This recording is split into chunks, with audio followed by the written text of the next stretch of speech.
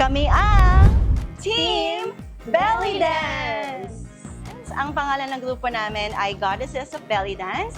And mga 12 years na kaming magkakasama, although iba-iba kami ng mga profession. Pero ako yung teacher nila. And ayun, masayang-masaya kami dito sa Family Feud na makakasama namin kayo. At syempre, dahil nandito na nga kami, gusto namin kayong turuan ng mga basic movements ng belly dance. Handa na ba kayo? Okay, let's go girls! So separate tayo ng konti. Right foot forward.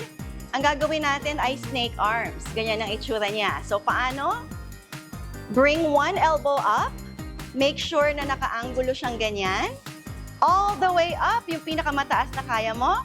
And then you slowly bring it down. Kabila naman, left elbow up, all the way up, and down. Alternate natin, right elbow, left elbow, right elbow, left elbow. Nalagyan natin ng konting galaw. Let's move to the right, right.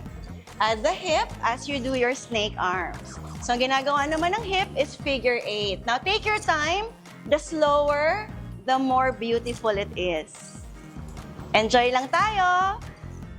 Sana ginagawa niyo din to. Abangan niyo kami sa Family Feud!